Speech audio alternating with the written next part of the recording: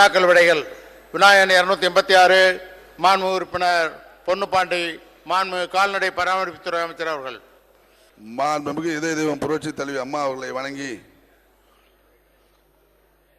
மாண்புமிகு சட்டமன்ற உறுப்பினர் அவர்கள் ஸ்ரீவில்லிபுத்தூரில் உள்ள கால்நடை மருத்துவமனையை அனைத்து வசதியுடன் கூடிய தரம் உயர்த்த அரசு ஆவணம் செய்யுமாறு கேட்டிருக்கிறார்கள். உறுப்பினருக்கு குறிப்பிட்டிருக்கின்ற அந்த கால்நடை மருந்தகம் அரசு விதிகளுக்கு உட்பட்டு இருக்கின்ற காரணத்தினால் மாண்புமிகு அம்மாவுடைய கவனத்திற்கு எடுத்து செல்லப்பட்டு ஆவணம் செய்யப்படும் என்பதை தங்களின் வாயிலாக தெரிவித்துக் கொள்கிறேன். மாண்புமிகு பேரவைத் தலைவர் அவர்களே, ஸ்ரீவில்லிபுத்தூர் கால்நடை மருந்தகத்தின் கீழ் 41 கால்நடை கிளை நிலையங்கள் செயல்பட்டு வருகிறது. இந்த மருந்தகம் ஸ்ரீவில்லிபுத்தூர் சிவகாசி சாலையில் 4.5 ஏக்கர் இடவசதியுடன் உள்ள இடத்தில் அமைந்திருக்கின்றது.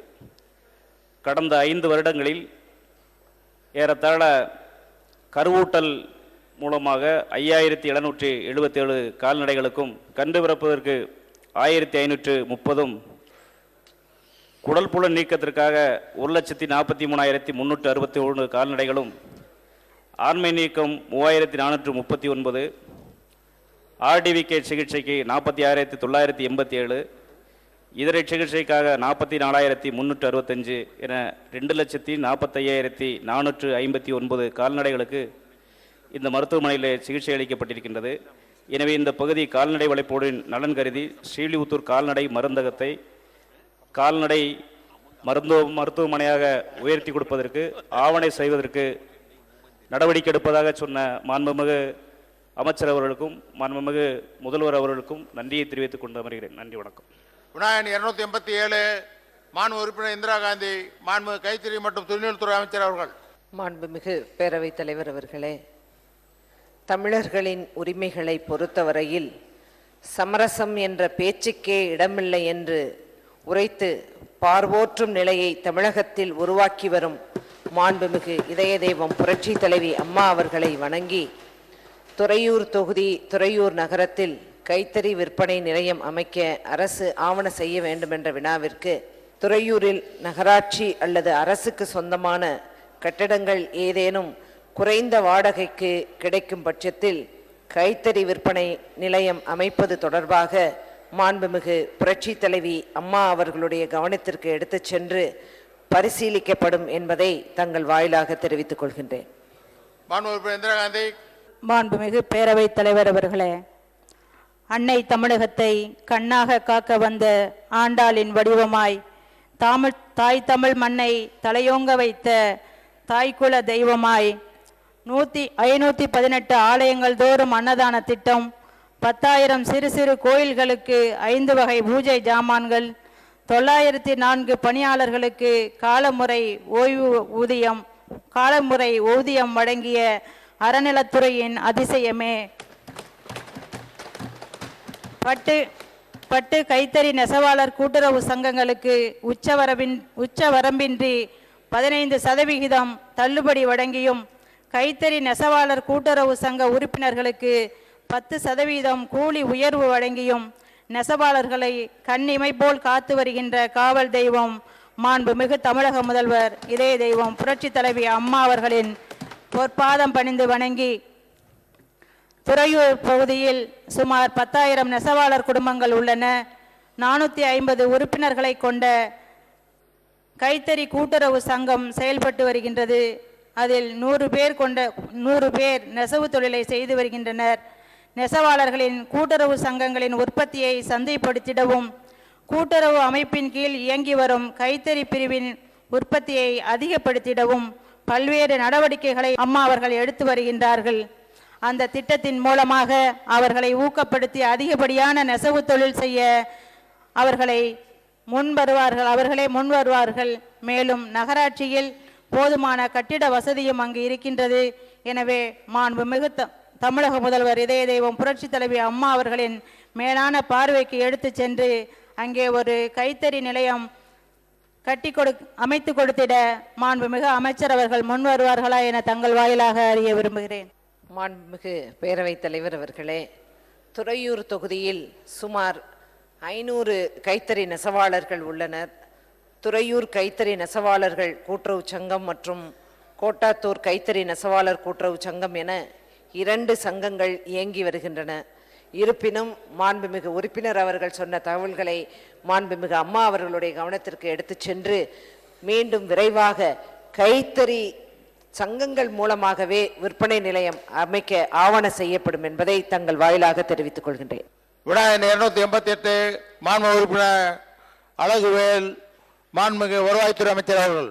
மாண்புமிகு பேரவைத் தலைவர் அவர்களே, திருத்திய விடை விழுப்புரம் மாவட்டம் கள்ளக்குறிச்சி தொகுதிக்குட்பட்ட கள்ளக்குறிச்சி வட்டம் தியாகதுருகம் பேரூராட்சிக்குட்பட்ட பெரிய மாம்பட்டு கிராம எல்லை புலையன் 59/4 1.67.5 ஹெக்டேர் தீர்வை ஏற்படாத தரிசு பாறை புறம்போக்கில் 26 நபர்கள் நரிக்குறவர்கள், ஆதி திராவிடர்கள், பிற்படுத்தப்பட்டோர் வீடுகள் மூலம் ஆக்கிரமிப்பு செய்து அனுபவித்து வருகின்றனர். மேற்படி இடம் தீர்வை ஏற்படாத தரிசாக உள்ளதால் கிராம நத்தமாக வகைப்பாடு மாற்றம் செய்யப்பட்டு வீட்டுமனை பட்டாக்கள் வழங்க உரிய நடவடிக்கை மாண்புமிகு புரட்சித் தலைவி அம்மாவுடைய அரசு மேற்கொண்டு வருகிறது என்பதை மாண்புமிகு பேரவைத் தலைவராக மாண்புமிகு உறுப்பினர்களுக்கு தெரிவித்துக் கொள்கிறேன். மாண்புமிகு உறுப்பினர் அழகுவேல். மாண்புமிகு பேரவைத் தலைவர் அவர்களே, ஏழை எளிய மக்களின் கஷ்டங்களை போக்க இலவச வீட்டுமனை பட்டாக்கள் வழங்க இலக்கு நிர்ணயிக்கப்பட்டு கடந்த 4.5 ஆண்டுகளில் 10,10,416 வீட்டுமனை பட்டாக்கள் வழங்கி சரித்திர சாதனை படைத்து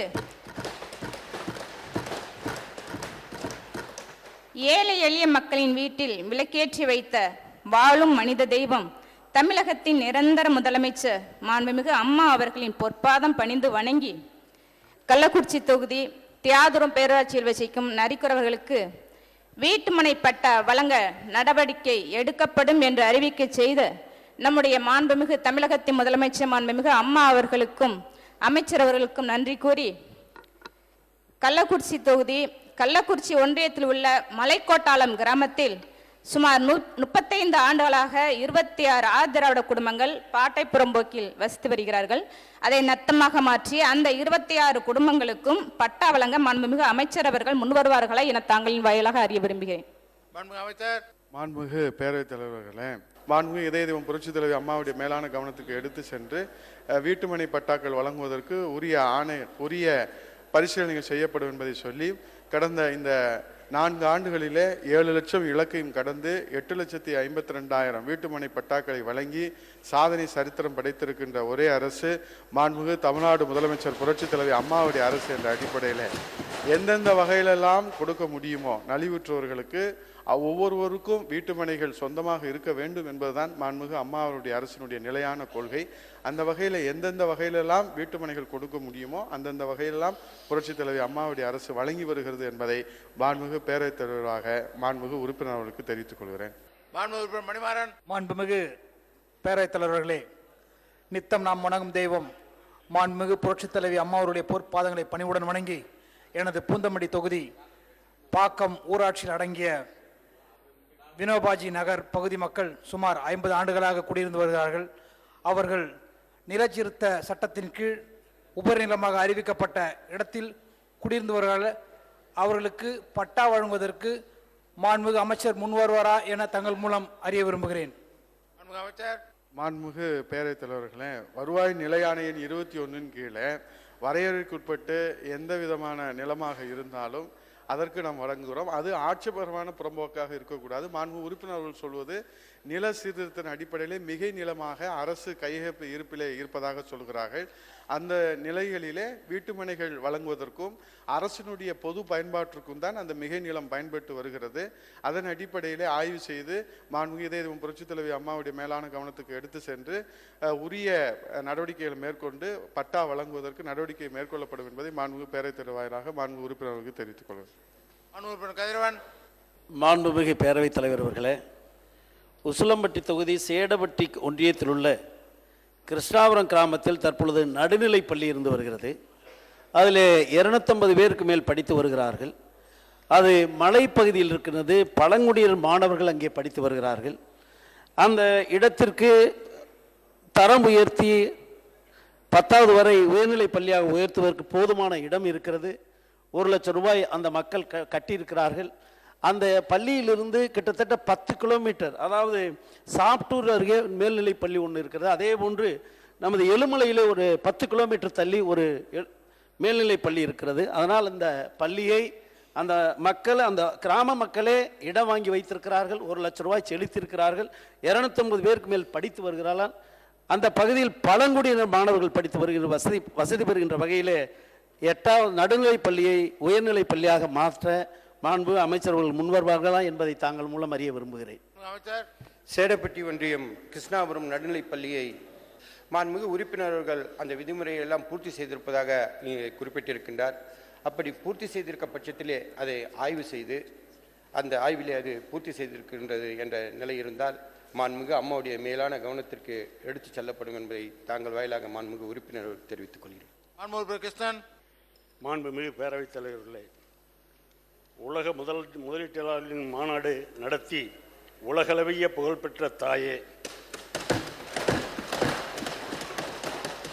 எறும்புக்கும் உணவளிக்கும் சக்தியின் வடிவமே, சங்கநாதம் எழுப்பும் திராவிடத்தின் திருவிளக்கே, கடைக்கோடி தொண்டனையும் கரையேற்றும் அற்புதமே, அடிதட்டு மக்களுக்கும் ஏற்றம் தரும் ஜேந்தலே, மாண்புமிகு அம்மா அவர்களை வணங்கி மாண்புமிகு அமைச்சர் அவர்கள் மாண்புமிகு தமிழகத்தினுடைய முதலமைச்சர் அம்மா அவர்களுக்கு பரிந்துரை செய்து சேலம் தருமபுரி மாவட்ட மக்கள் அதிக அளவில் பயிர் செய்கின்ற மானாவாரி தக்காளி பயிரை ஓமலூர் தொகுதியிலே ஒரு குளிர்சாதன கிடங்கு கட்டி தக்காளியை அங்கே சேமித்து வைக்கக்கூடிய வாய்ப்பினை ஏற்படுத்தி கொடுக்க வேண்டும் என்று இந்த நேரத்தை கேட்டு அமைகின்றேன்.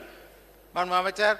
மாண்புமிகு பேரவைத் தலைவர் அவர்களே, ஒரு தக்காளி தொழிற்சாலை துவங்க வேண்டும் என்று சொன்னால் நாளொன்றுக்கு குறைந்தபட்சம் 660 கிலோ தக்காளி தேவைப்படுகிறது.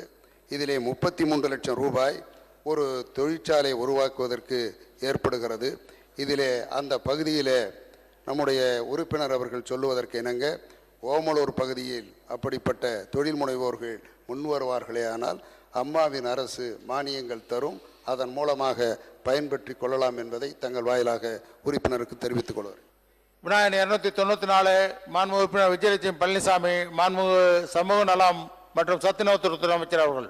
மாண்புமிகு பேரவைத் தலைவர் அவர்களே, சேலம் மாவட்டம் சங்ககிரி தொகுதி தாரமங்கலம் பேரூராட்சி 12வது வார்டு சன்னதி தெரு அங்கன்வாடி மையத்தின் கட்டடம் மிகவும் பழுதடைந்த நிலையில் இருந்ததால் குழந்தைகளின் பாதுகாப்பு கருதி அருகிலுள்ள வாடகை கட்டிடத்திற்கு மாற்றப்பட்டு செயல்பட்டு வருகிறது. இந்த மையத்திற்கு பேரூராட்சிகள் மண்டல உதவி இயக்குனர் சேலம் அவர்களின் மூலம் நிர்வாக அனுமதி பெற்று புதிய கட்டிடம் கட்டுவதற்கு நடவடிக்கைகள் மேற்கொள்ளப்பட்டு வருவதால் அந்த கட்டிடத்தை சீரமைப்பதற்கு தேவை எழவில்லை என்பதை மாண்புமிகு உறுப்பினர் அவர்களுக்கு தங்கள் வாயிலாக தெரிவித்துக் கொள்கிறேன். மாண்புமிகு விஜயலட்சுமி பழனிசாமி.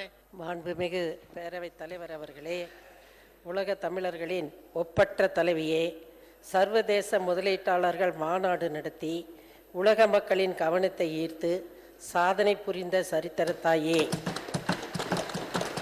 கருணையின் பிறப்பிடமே, ஏழைகளின் ஒளி விளக்கு மாண்புமிகு அம்மா அவர்களை வணங்குகிறேன்.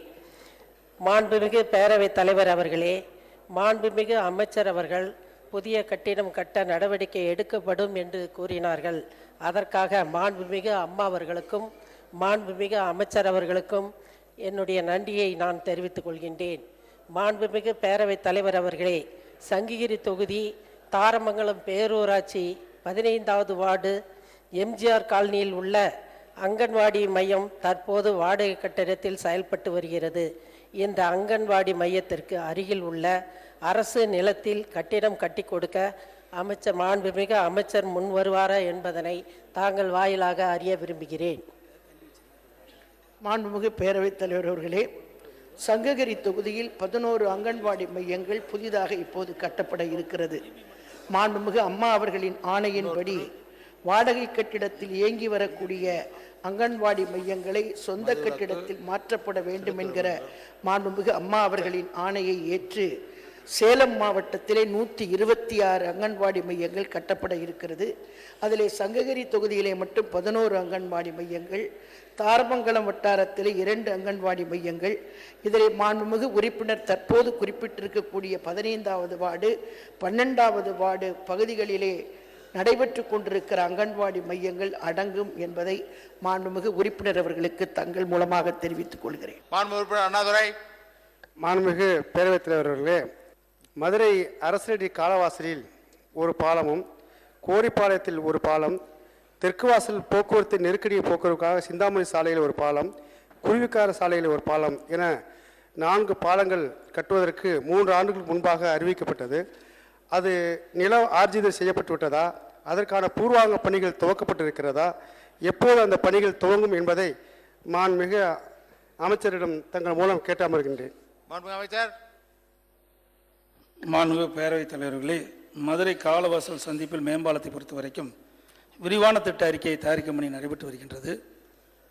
அதேபோல மதுரை கோரிப்பாளையம் சந்திப்பில் மேம்பாலம், அங்கேயும் விரிவான திட்ட அறிக்கை அடிப்படையில் நில எடுப்பு பணிக்கு மட்டும் 165 கோடி ரூபாய்க்கு கருத்துரு அரசியல் பரிசீலனை உள்ளது என்பதையும், அதேபோல மதுரை பெரியார் பேருந்து மேம்பாலம், அதற்கு நில எடுப்புக்காக 38 கோடி ரூபாய் மற்றும் ஒதுக்கப்பட்டுள்ளது என்பதையும், நில எடுப்பு பணிக்கு மட்டும் 38 கோடி ரூபாய் நிதி ஒதுக்கீடு செய்யப்பட்டு என்பதையும் தங்கள் வாயிலாக மாண்புமிகு தெரிவித்துக் கொள்கின்றேன். மாண்புமிகு உறுப்பினர் ஜெயசுதா. மாண்புமிகு பேரவைத் தலைவர் அவர்களே, 7 கோடி தமிழக மக்களின் நம்பிக்கை நட்சத்திரமாக, 100 கோடி இந்திய மக்களின் எதிர்காலமாக, அனைத்து முதலமைச்சருக்கும் முதலமைச்சராக பரிணாமம் பெற்றிருக்கின்ற, ஒப்பாரம் மிக்காரம் இல்லாத ஒப்பற்ற ஒரே முதலமைச்சராக திகழ்கின்ற மாண்புமிகு அம்மா அவர்களை வணங்கி, திருவண்ணாமலை மாவட்டம் போலூர் சட்டமன்ற தொகுதியில் கிட்டத்தட்ட 15க்கும் மேற்பட்ட மேல்நிலைப் பள்ளிகள் திகழ்ந்து கொண்டிருப்பதால் மாணவ மாணவியர்களின் நலன் கருதி பல வகை தொழில்நுட்ப கல்லூரி அமைத்து தர முடியாவிட்டாலும் பரவாயில்லை, ஒரு மகளிர் கலை கல்லூரியாவது மாண்புமிகு அமைச்சர் அவர்கள் பொன்மன செம்மலின் புகழ் வடிவாக திகழ்கின்ற இதய தெய்வம் புரட்சி தலைவி மாண்புமிகு அம்மாவுடைய கனிவான பார்வைக்கு கொண்டு சென்று அமைத்து கொடுக்குமாறு மிகவும் பணிவுடன் கேட்டு அமர்கின்றேன். நன்றி. அமைச்சர்.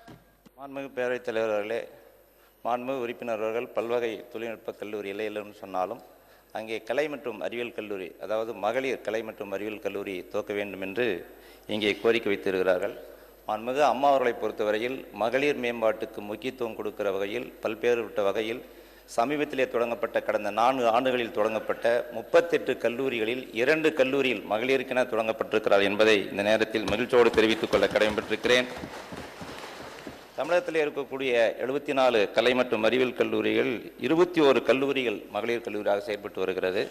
மேலும் கடந்த 4 ஆண்டுகளில் மாண்புமிகு அம்மா அவர்கள் பெரம்பலூர் மாவட்டம் வேப்பூரிலே ஒரு மகளிர் கல்லூரியும், தருமபுரி மாவட்டம் காரியமங்கலத்தில் ஒரு மகளிர் கல்லூரியும் அங்கே தொடங்கி இருக்கிறார்கள். மேலும் அரசு ஏற்கனவே செயல்பட்டு வருகிற அரசு கலை மற்றும் அறிவியல் கல்லூரிகளில் 30% இடஒதுக்கீடு மகளிருக்காக ஒதுக்கப்பட்டிருக்கிறது. ஆகவே மகளிருக்கு முக்கியத்துவம் கொடுக்கிற மாண்புமிகு அம்மாவுடைய அரசு இங்கே மாண்புமிகு உறுப்பினருடைய கோரிக்கையை ஏற்று மாண்புமிகு அம்மாவுடைய கனிவான பார்வைக்கு எடுத்து சென்று எதிர்காலத்தில் நிதி நிலைக்கு ஏற்ப அரசு பரிசீலிக்கும் என்பதை மாண்புமிகு பேரவைத் தலைவர் வாயிலாக மாண்புமிகு உறுப்பினருக்கு தெரிவித்துக் கொள்கிறேன். மாண்புமிகு பேரவை துணைத் தலைவர் அவர்கள். மாண்புமிகு பேரவைத் தலைவர் அவர்களே, பொள்ளாச்சி நகரில் அரசு உதவி பெறும் கலை மற்றும் அறிவியல் கல்லூரி உள்ளது. அரசு கலை மற்றும் அறிவியல் கல்லூரி என்று இல்லை. இப்படிப்பட்ட சூழ்நிலையில் பொள்ளாச்சியிலே 2 நகராட்சி ஆண்கள் மேல்நிலைப் பள்ளி உள்ளது. ஒரு நகராட்சி ஆண்கள் மேல்நிலைப் பள்ளியிலே வெறும் 200 மாணவர்கள் மட்டும்தான் இருக்கிறார்கள்.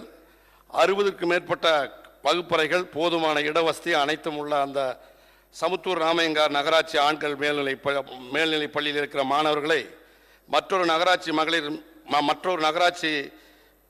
பள்ளியிலே சேர்த்து விட்டு அந்த கட்டிடத்தை முழுமையாக ஒரு அரசு கல்லூரியாக மாற்றி தருகிற பணியை மாண்புமிகு இதய தெய்வம் புரட்சி தலைவி அம்மா அவருடைய கவனத்துக்கு கொண்டு சென்று மாண்புமிகு உயர்கல்வித்துறை அமைச்சர் அவர்கள் அமைத்துக் கொடுப்பார் என்று தங்கள் வாயிலாக கேட்டு அறிய விரும்புகிறேன். அமைச்சர். மாண்புமிகு பேரவைத் தலைவர்களே, மாண்புமிகு சட்டப்பேரவையினுடைய துணைத் தலைவர் அவர்கள் பொள்ளாச்சியிலே கல்லூரி கட்டுவதற்கு இடம் இருக்கிறது, ஆகவே கல்லூரி கட்ட முடியுமா, அரசு முன்வருமா என்ற ஒரு கேள்வியை இங்கே வைத்திருக்கிறார்கள்.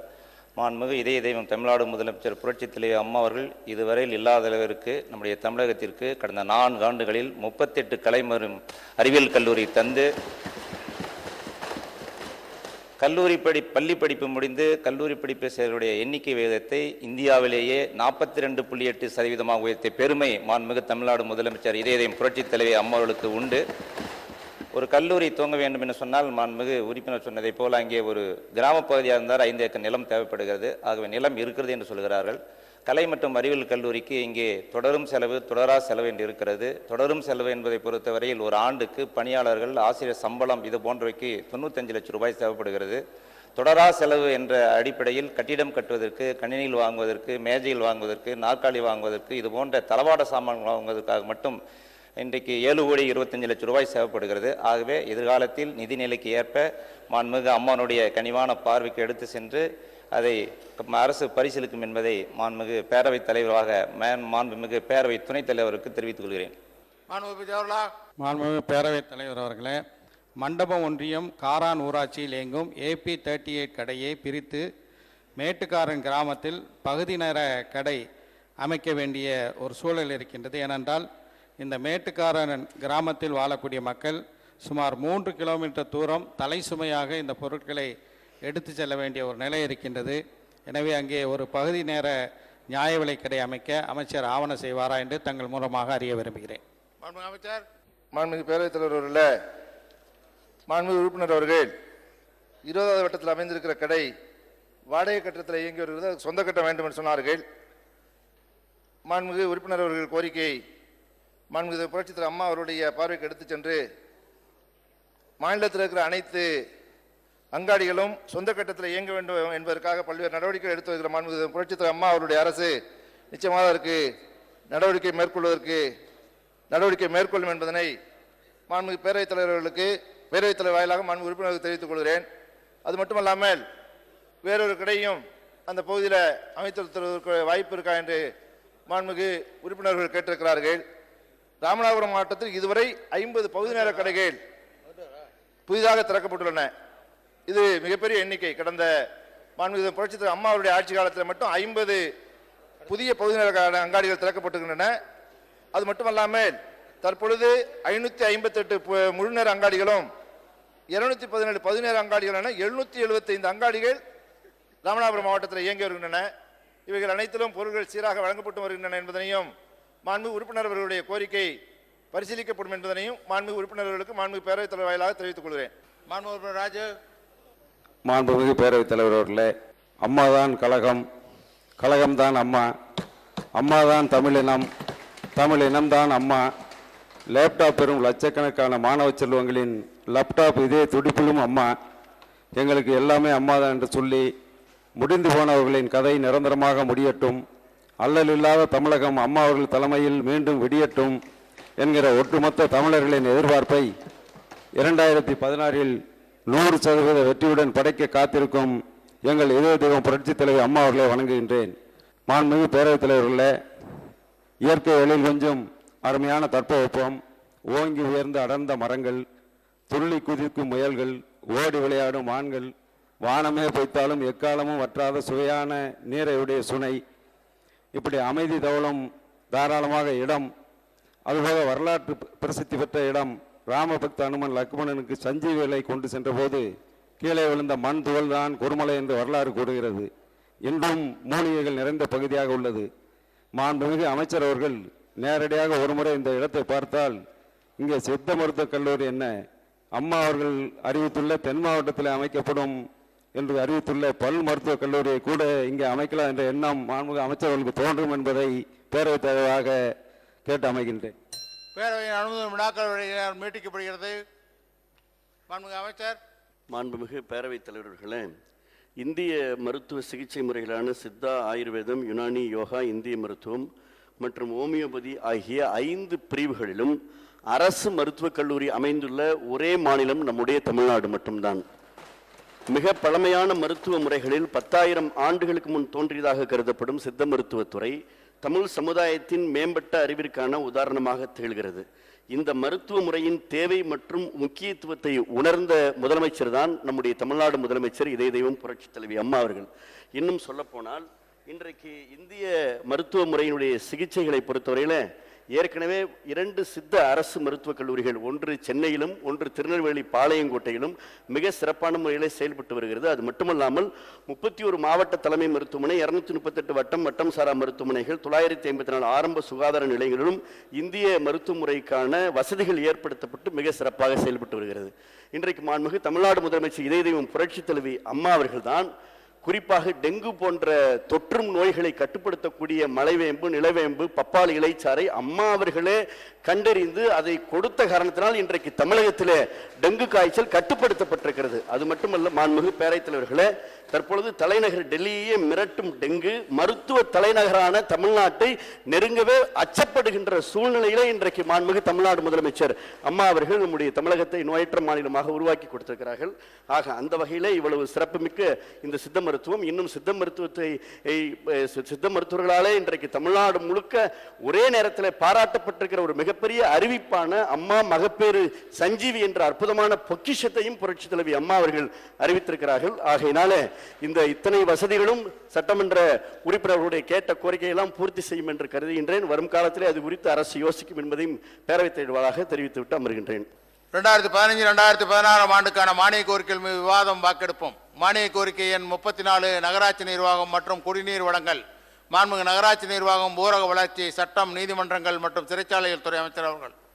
மாண்புமிகு பேரவைத் தலைவர் அவர்களே, அறிவின் அமுதாக, ஆற்றல் உருவாக, இசையின் மொழியாக, ஈகையின் திறமாக, உரிமை குரலாக, ஊக்க மொழியாக,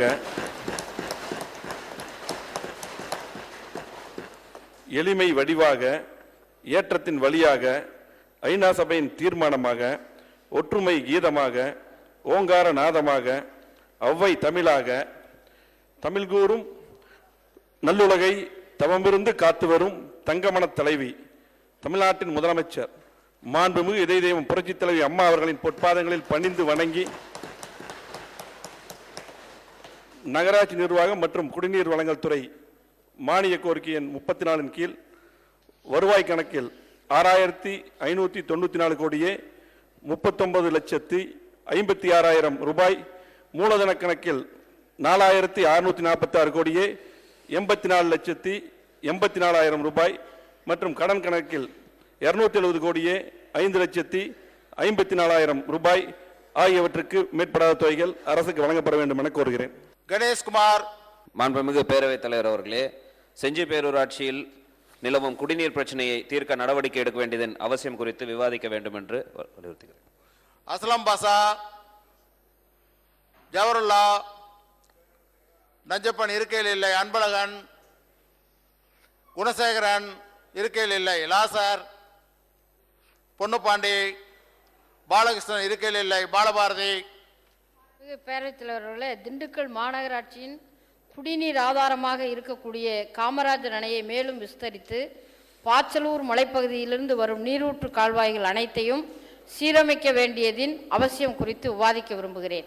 மானிய கோரிக்கை 42 ஊரக வளர்ச்சி மற்றும் ஊராட்சி துறை, மாண்புமிகு நகராட்சி நிர்வாகம், ஊரக வளர்ச்சி, சட்டம், நீதிமன்றங்கள் மற்றும் சிறைச்சாலைகள் துறை அமைச்சர் அவர்கள். மாண்புமிகு பேரவைத் தலைவர் அவர்களே, ஊரக வளர்ச்சி மற்றும் ஊராட்சித்துறை மானிய கோரிக்கை எண் 42 கீழ் வருவாய் கணக்கில் 16,623 கோடியே 1,30,000, மூலதன கணக்கில் 1,853 கோடியே 56,02,000 ரூபாய் மற்றும் கடன் கணக்கில் 25 லட்சம் ரூபாய் ஆகியவற்றுக்கு மேற்படாத தொகைகள் அரசுக்கு வழங்கப்பட வேண்டும் என கோருகிறேன். வெட்டு தீர்மானங்கள் முன்மொழிதல். கணேஷ்குமார்.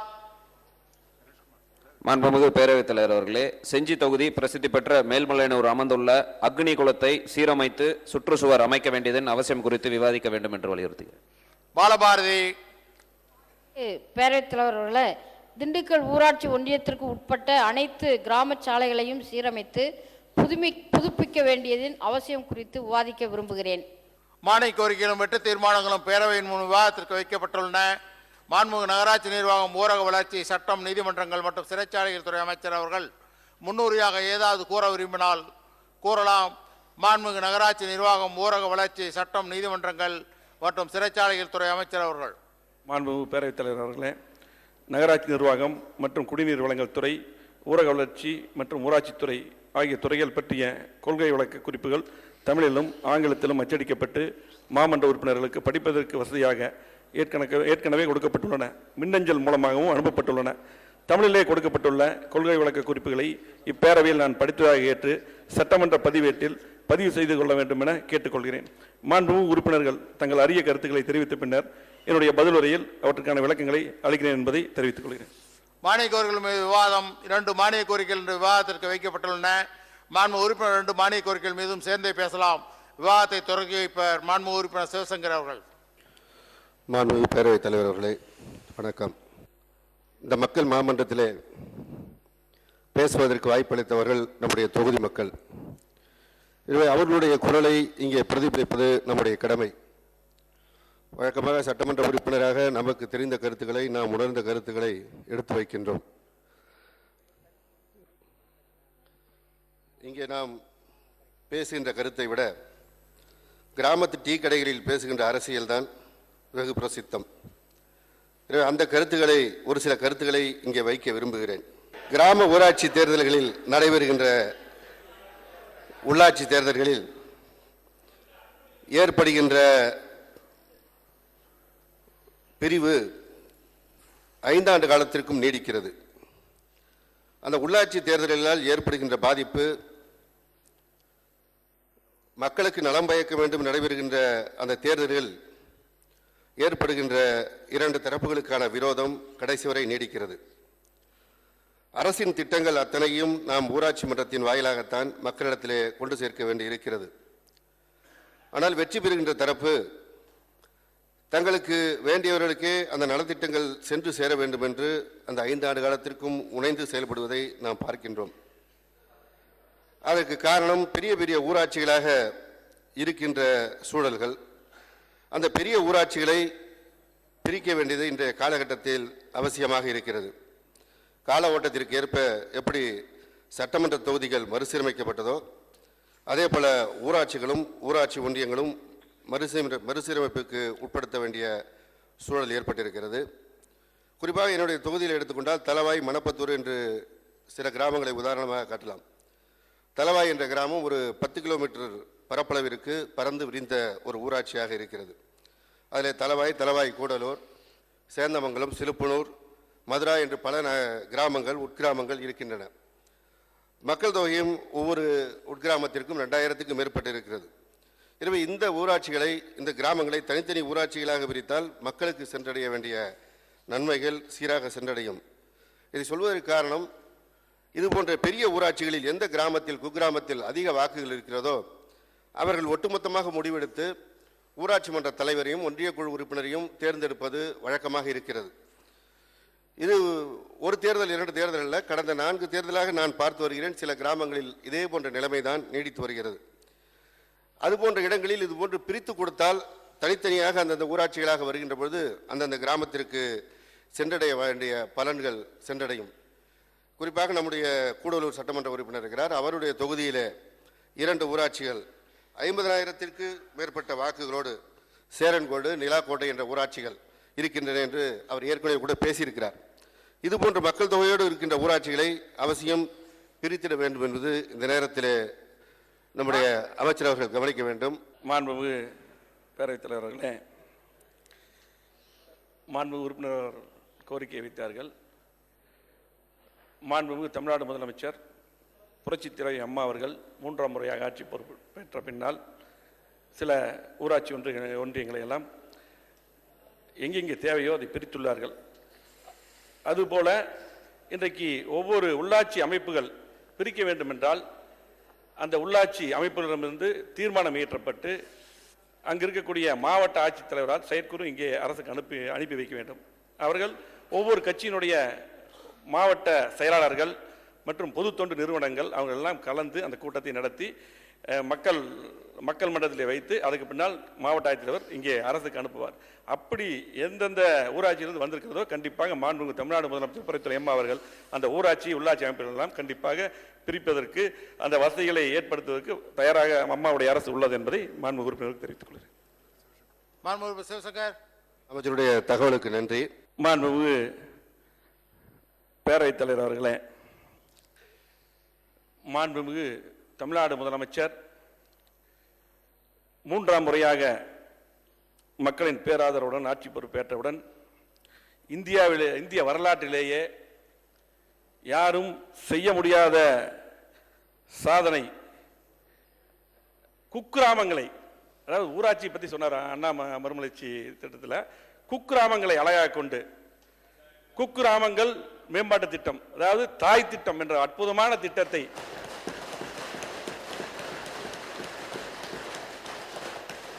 புரட்சி தலைவி அம்மா அவர்கள் அந்த திட்டத்தை கொண்டு வந்து சிறப்பான முறையிலே செயல்படுத்தி வருகிறார்கள். அது மட்டும் இல்லை, இன்றைக்கு தமிழ்நாட்டிலே 12,524 ஊராட்சிகள் இருக்கிறது. அதில் 79,394 குக்கிராமங்கள் இருக்கிறது. குக்கிராமங்களை அழகாக கொண்டு இன்றைக்கு அதில் 91,000 குக்கிராமங்களுக்கு இன்றைக்கு அடிப்படை வசதிகள் செய்யப்பட்டு விட்டது. அதே போல அண்ணா மறுமலர்ச்சி திட்டத்திலே அவர்கள் 20 லட்சம் ரூபாய் தான் ஒரு ஊராட்சிக்கு ஒதுக்கினார்கள். ஆனால் புரட்சி தலைவி அம்மா அவர்கள் இன்றைக்கு ஒவ்வொரு ஊராட்சி ஒவ்வொரு குக்கிராமங்களை பிரித்து 20 லட்சத்திலிருந்து 50 லட்சம் ரூபாயாக இன்றைக்கு ஒதுக்கி இருக்கிறார்கள்.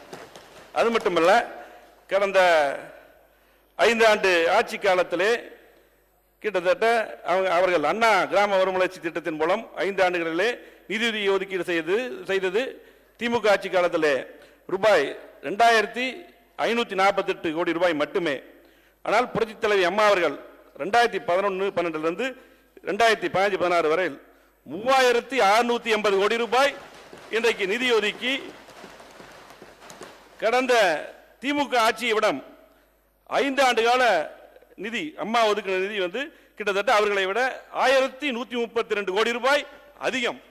ஆகவே இன்றைக்கு இந்தியாவிலேயே யாருமே செய்யல குக்கிராமங்களை அழகாக கொண்டு. மாண்புமிகு தமிழ்நாடு முதலமைச்சர் புரட்சி தலைவி அம்மா அவர்கள் தான் இன்றைக்கு குக்கிராமங்களை அழகாக வைத்து அங்கே பார்த்தீங்கன்னா எல்லா ரோடு வசதி, டேங்க் கட்டக்கூடிய வசதி, அதே போல சுடுகாடு, இடுகாடு மேம்பாடு, இந்த அனைத்து வசதிகளும் இன்றைக்கு அந்த குக்கிராமங்களுக்கு கிடைத்துக் கொண்டிருக்கிறது. இது மிகப்பெரிய சாதனை, புரட்சி தலைவி அம்மா அவர்கள் செய்த சாதனை என்பதை மாண்புமிகு உறுப்பினருக்கு பேரவைத் தலைவர் தெரிவிக்கும். மாண்புமிகு பேரவைத் தலைவர் அவர்களே, உலக முதலீட்டாளர்கள் மாநாட்டினை சிறப்பாக நடத்தி உலகமே வியக்கும் வண்ணம், ஏனையோர் மூக்கில் விரல் வைக்கும் வண்ணம், எதிரிகள் நெஞ்சில் கை வைத்து அழுத்தும் வண்ணம் புரட்சி செய்து ரூபாய் 2,42,160 கோடி முதலீடுகளை ஈர்த்து மிகப்பெரிய சாதனை படைத்துள்ள மாண்புமிகு தமிழக முதலமைச்சர் புரட்சி தலைவி அம்மா அவர்களை நன்றியுடன் வணங்கி, நகராட்சி நிர்வாகம் மற்றும் குடிநீர் வழங்கல் துறை, ஊரக வளர்ச்சி மற்றும் ஊராட்சி துறை ஆகிய துறைகளின் மானிய கோரிக்கை மீதான விவாதத்தில் எனது உரையை துவக்குகிறேன். மாண்புமிகு பேரவைத் தலைவர் அவர்களே, ஒரு நாட்டினுடைய முதுகெலும்பாக திகழும் கிராமங்களில் வாழும் மக்களுக்கும் நகர்ப்புறங்களில் வாழும் மக்களுக்கும் நிர்வாகத்திற்கும் நேரடி தொடர்பை ஏற்படுத்துவது உள்ளாட்சித்துறை ஆகும். மக்களாட்சியிலே கிராம ஊராட்சிகள் ஒரு அடித்தள அமைப்பு என்றும், அந்த அடித்தள அமைப்பை நாம் வலுவுள்ளதாக மாற்றினால்தான் நமது ஜனநாயக அமைப்பு உறுதியானதாகவும் உயிர் துடிப்புள்ளதாகவும் இருக்கும் என்றும் பேரறிஞர் பெருந்தகை அண்ணா அவர்கள் கோடிட்டு காட்டியுள்ளார்கள். அந்த வகையில் ஏழை எளிய மக்களின் வாழ்வை ஏற்றம் பெறச் செய்வதே எனது லட்சிய நோக்கம். அதுவரை இல்லவே இல்லை ஓய்வு உறக்கம் என அயராது பாடுபடும் மாண்புமிகு அம்மா அவர்களின்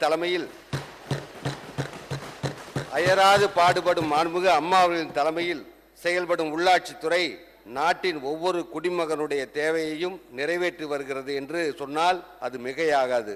மாண்புமிகு பேரவைத் தலைவர் அவர்களே, மாண்புமிகு அம்மா அவர்களின் நல்லாட்சியில் இந்த நிதியாண்டில் கிராமப்புற உள்ளாட்சி அமைப்புகளுக்கு 5,422.07 கோடி ரூபாயும், நகர்ப்புற உள்ளாட்சி அமைப்புகளுக்கு 3,926.32 கோடி ரூபாயும் ஒதுக்கப்பட்டு இருப்பதை நான் பெருமையோடு வரவேற்கிறேன். கடந்த ஆண்டை விட இந்த ஆண்டு கணிசமான தொகை உயர்த்தி வழங்கப்பட்டு இருப்பது மிகவும் வரவேற்கத்தக்கதாகும். மாண்புமிகு பேரவைத் தலைவர் அவர்களே, கிராம பகுதிகளின் அடிப்படை மேம்பாட்டிற்காக தாய் திட்டத்தின் கீழ் பணிகளை மேற்கொள்ள இந்த நிதியாண்டில் 750 கோடி ரூபாயை மாண்புமிகு அம்மா அவர்கள் தலைமையிலான அரசு ஒதுக்கீடு செய்திருப்பது மிகவும் பாராட்டத்தக்கது. மாண்புமிகு பேரவைத் தலைவர் அவர்களே, இந்திய வரலாற்றிலேயே முதல் முறையாக ஏழைகளுக்கு சூரிய சக்தி மின்சார வசதியுடன் கூடிய பசுமை வீடுகளை வழங்கிய முன்னோடி மாநிலமாக நமது மாண்புமிகு அம்மா அவர்களின் தலைமையிலான தமிழகம் திகழ்கிறது.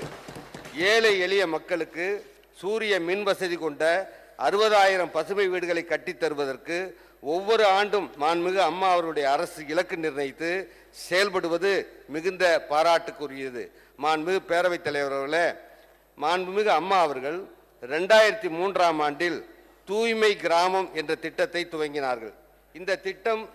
இந்த திட்டம்தான் இன்றைய மத்திய அரசின் தூய்மை இந்தியா திட்டத்தின் முன்னோடி திட்டம் என்பதை நான் இங்கே பதிவு செய்ய விரும்புகிறேன். மாண்புமிகு பேரவைத் தலைவர் அவர்களே, மக்களுக்கு நலன் பயக்கும் திட்டங்களை யார் கொண்டு வந்தாலும் முற்போக்கு எண்ணத்துடன் முன்னின்று ஒத்துழைப்பு அளிப்பவர் நம் அம்மா. தூய்மை இந்தியா திட்டத்திற்கு இந்த நிதியாண்டில் 200 கோடி ரூபாய் ஒதுக்கீடு செய்திருப்பது பாராட்டுக்குரியது.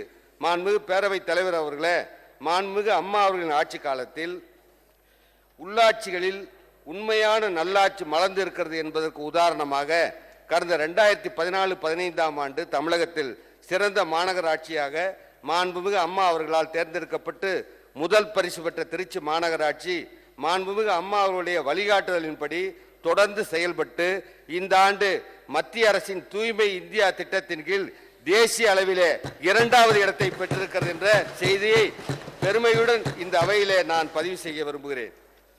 மாண்புமிகு பேரவைத் தலைவர் அவர்களே, வயிற்றுக்கு சோறிட வேண்டும் இங்கு வாழும் மனிதருக்கெல்லாம் என்ற பாரதியின் வரிகளுக்கு ஏற்ப ஏழை எளிய நடுத்தர மக்கள் மலிவு விலையில் வயிறார உணவு உண்ணும் வகையில் அம்மா உணவகங்களை திறந்து வைத்துள்ளார்கள் மாண்புமிகு அம்மா அவர்கள். பட்டினியை விரட்டி பாரதத்துக்கே படிப்பினை ஊட்டுகிற அண்டை மாநிலங்கள் தொடங்கி அயல்நாடு வரையில் ஆங்காங்கே தொடங்குவதற்கு ஆய்வுக்களமாகும் அம்மா உணவகங்கள் பசிப்பினி தீர்ப்பதில் பார்வையக்கும் புரட்சி. பசியையே ஒரு துக்கம் என்று சொன்னார் பகவான் புத்தர். உண்டி கொடுத்தோர் உயிர் கொடுத்தோரே என்றார் திருமூலர். அந்த வகையில்தான் ஏழை எளிய நலிந்த மக்களுக்கு உணவளித்துக் கொண்டிருக்கிறார் நம் புரட்சி தலைவி அம்மா அவர்கள். கனிம வளம் மீட்டது, கலை உலகம் காத்தது, ஆக்கிரமிப்பு அபகரிப்பு இல்லாத அமைதி பூங்காவாக தமிழகத்தை கம்பீரமாய் கட்டி எழுப்பியது, அடிப்படை கட்டமைப்பை மேம்படுத்தி தொழில்துறையை அபரிமித வளர்ச்சிக்கு அழைத்து சென்றது, அரசை தேடி மக்கள் வரும் நிலை மாறி இன்றைக்கு மக்களை தேடி அரசு என்னும் நிலையை மாண்புமிகு அம்மா அவர்கள் உருவாக்கி இருக்கிறார்கள். அம்மா அவர்கள் எந்த திட்டத்தை தீட்டினாலும் நன்கு சிந்தித்து அந்த திட்டங்களை செயல்படுத்துபவர். அதனால்தான் ஒவ்வொரு திட்டமும் இன்றைக்கு மாண்புமிகு அம்மா அவர்களாலே செயல்படுத்தப்படுகின்ற திட்டங்கள் வெற்றி நடை போடுகிறது. காவிய ராமன் வில்லிலிருந்து விடுபடும் கனை போல, கம்பன் சொல்லிலிருந்து விடுகின்ற சுவை போல, அன்னம் பிசைந்து அமுதோட்டும் மாண்புமிகு அம்மாவின் அறிவுக்கரங்கள் ஆக்கிய திட்டங்களால் விந்தை மிக இந்தியமை விழிவிரித்து வாழ்த்திடவே இந்தியாவின் முதன்மை மாநிலமாய் தாய் வழிநடத்தும் தமிழகமே தலைநிமிர்ந்து நடக்கிறது. எதனால் இவை யாவும் சாத்தியமாகிறது என்று அனைவரும் எண்ணி பார்க்க வேண்டும். எதனால் இவை யாவும் சாத்தியமாகிறது என்று அனைவரும் எண்ணி பார்க்க வேண்டும். அதுதான் தலைமை, அதுதான் தலைமை. மாண்புமிகு பேரவைத் தலைவர்களே, தலைவர்கள் தோன்றுவதில்லை, உருவாக்கப்படுகிறார்கள் என்ற ஒரு தத்துவம் உண்டு. தலைவர்கள் தோன்றுவதில்லை, உருவாக்கப்படுகிறார்கள் என்ற ஒரு தத்துவம் உண்டு. உருவாக்கப்படுவதில்லை, தலைவர்கள் தோன்றுகிறார்கள் என்ற ஒரு சித்தாந்தம் உண்டு. பிறவி தலைவன், பிறவி அறிஞன், பிறவி கவிஞன் என்னும் வகையில் சுயம்பாக அவதரித்த தலைவர்களே துருவ நட்சத்திரமாய் ஒளி வீசுகிறார்கள். தூக்கி பிடிப்பவர்கள் எரி நட்சத்திரங்களாய் காணாமல் கருகி போகிறார்கள். தூக்கி பிடிப்பவர்கள் எரி நட்சத்திரங்களாய் காணாமல் கருகி போகிறார்கள். தலைமை தாங்குவதற்கே தமிழருக்கு தவமாக கிடைத்த தன்னிகரில்லா முதல்வர் எந்த ஒரு நாட்டிலும் எந்த அரசியல் இயக்கத்திலும் ஒரே நேரத்தில் கட்சி, ஆட்சி, நாடு இந்த மூன்றுக்கும் ஒரு தலைவர் மக்களின் ஒப்புதலை மனதார பெற்று மக்களின் முதல்வராக திகழ்ந்ததில்லை. ஆனால் நம் வல்லமை தாய் ஒரு வரலாற்று சாட்சி. திறமை, தீரம், படைப்பாற்றல், பன்முக திறமை, படை நடத்தும் வல்லமை, மதிநுட்பம், மனிதநேயம், நினைவாற்றல், நில்லாது சுழலும் உழைப்பு, குறிக்கோளை எய்திடும் விடாப்பிடி, நினைத்ததை முடிக்கின்ற நிர்ணயம், மகத்தான மக்கள் சக்தி, தாய் நாட்டின் மீதான தாளாத பற்று, இவை யாவையும் பிறவி தலைவருக்கே உரிய இலக்கணம் என்றால் நம் பேரறிவு தாய்க்கு ஒப்புமை சொல்வதற்கு இந்த நாட்டில் ஒருவருமே இல்லை. தீய சக்தி எனும் அக்ரிணையை அகற்றி தெய்வ சக்தி எனும் உயர்தினையை மக்கள் கோட்டையில் உட்கார வைத்திட்ட வினாடியில் தொடங்கி வேகமெடுத்த திட்டங்கள், விரைவு கண்ட பணிகள், புயல் வேகமெடுத்த கோப்புகள், புரட்சி படைக்கும் புரிந்துணர்வு ஒப்பந்தங்கள், தேர்தலை மட்டுமே கவனத்தில் கொள்ளாமல் ஏழை எளியோரின் தேறுதலை கருத்தில் கொண்ட கனிவுமிகு திட்டங்கள், ஓட்டு வளர்ச்சியை மட்டுமே குறிப்பில் கொள்ளாமல் நாட்டு வளர்ச்சியை நலத்திலே கொண்ட நன்னோக்கு, சோம்பலின்றி சுழல்கின்ற நிர்வாகம், சிறகடித்து பறக்கும் சீரமைப்புகள், சமூகத்தின் நலத்தையே சார்ந்திருக்கும் திட்டங்கள், முடுக்கிவிடப்பட்ட முன்னேற்ற பாதைகள், தொழில்துறையை அபரிமித வளர்ச்சிக்கு அழைத்து செல்லும் தொலைநோக்கு, இப்படி கர்ணனின் கொடையாக, காவிய பாடும் கம்பனின் நடையாக, பொற்கால ஆட்சி தந்த குப்தர் மற்றும் கனிஷ்கரின் குறையில்லா வடிவாக, தாய் வழி நடத்தும் தமிழகத்தை இந்தியாவின் முதன்மை மாநிலமாய் இவ்வுலகமே இமை விரித்து பார்க்கிறது. மாண்புமிகு பேரவைத் தலைவர் அவர்களே, மகாபாரத நிகழ்வு ஒன்றை இங்கே குறிப்பிட விரும்புகிறேன். கண்ணன் வானத்தில் பறந்த பறவையை காட்டி அர்ஜுனனிடம் கேட்டானாம், அது புறாதானே என்று. அர்ஜுனனும் ஆமாம் என்றான். இல்லையே, கழுகு மாதிரி அல்லவா தெரிகிறது என்றான் கண்ணன். ரொம்ப சரி, அது கழுகேதான் என்றான் அர்ஜுனன். நன்றாக பார், அது கிளி மாதிரி இருக்கிறதே என்று கண்ணன் மறுபடி கேட்க, அது கிளியேதான் என்று அர்ஜுனனும் ஆமோதிக்க, அப்பொழுது நான் என்ன சொன்னாலும் அதையே வழிமொழிகிறாயே ஏன் என்று அர்ஜுனனை கண்ணன் கேட்டான். அதற்கு அர்ஜுனன் சொன்னான், அது கிளியோ கழுகோ எதுவானாலும் நான் எதை சொன்னாலும் அதனை அதுவாக மாற்றிவிட உனக்கு எவ்வளவு நேரமாகிவிடும் கண்ணா. எந்த பொருளையும் எப்படி வேண்டுமானாலும் உருமாற்றும் சக்தி உன்னிடம் இருக்கும்போது நான் உன்னை மட்டுமே நம்புகிறேன் என்றானாம் அர்ஜுனன். ஆம், கண்ணன் மீது அர்ஜுனன் கொண்டிருந்த ஆழ்ந்த நம்பிக்கையை இது காட்டுகிறது. இதே போன்ற நம்பிக்கையைத்தான் தமிழக மக்களும் நம்முடைய மாண்புமிகு முதலமைச்சர் அம்மா அவர்களிடம் அபார நம்பிக்கை கொண்டிருக்கிறார்கள். மக்கள் எதை நினைக்கிறார்களோ, வளமான வாழ்வுக்கு விரும்புவதை மக்கள் விருப்பப்படி செய்து காட்டுபவர் நம்முடைய மாண்புமிகு அம்மா அவர்கள். மாண்புமிகு பேரவைத் தலைவர் அவர்களே, பேரறிஞர் பெருந்தகை அண்ணா அவர்கள் ஏழையின் சிரிப்பில் இறைவனை காணலாம் என்று சொன்னார்கள். இன்று ஏழைகள் சிரிக்கிறார்கள். அம்மா அவர்கள் மக்கள் மனதிலும் தொண்டர்கள் மனதிலும் இறைவனாக காட்சியளிக்கிறார்கள். மாண்புமிகு பேரவைத் தலைவர் அவர்களே, கடந்த ஆட்சி காலத்தில் நமக்கு நாமே என்ற ஒரு திட்டம் அறிவிக்கப்பட்டது. அதனை முறையாக செயலாக்கம் செய்ய வேண்டியவர்கள் சீர்கெடுத்து விட்டு சென்று விட்டார்கள். ஆனால் மாண்புமிகு அம்மா அவர்களின் நல்லாட்சியில் பொதுமக்களினுடைய பங்களிப்பை ஊக்கப்படுத்தி ஆக்கப்பூர்வமான பணிகளை மேற்கொள்ள தன்னிறைவு திட்டம் என்ற மகத்தான திட்டத்தை ஊரக மற்றும் நகர்ப்புற பகுதிகளில் செயல்படுத்தி வருகிறார்கள். இத்திட்டத்திற்காக ஒவ்வொரு ஆண்டும் 100 கோடி ரூபாய் ஒதுக்கீடு செய்யப்பட்டு 2011-2012 ஆண்டு முதல் 2014-2015 ஆண்டு வரை 8965 பயனுள்ள சமுதாய சொத்துக்கள் உருவாக்கப்பட்டுள்ளன. மாண்புமிகு பேரவைத் தலைவர் அவர்களே, அன்று நமக்கு நாமே திட்டத்தை செயல்படுத்த முடியாதவர்கள் இப்பொழுது மீண்டும் நமக்கு நாமே என்று புதியதாக ஊர்வலம் புறப்பட்டிருக்கிறார்கள்.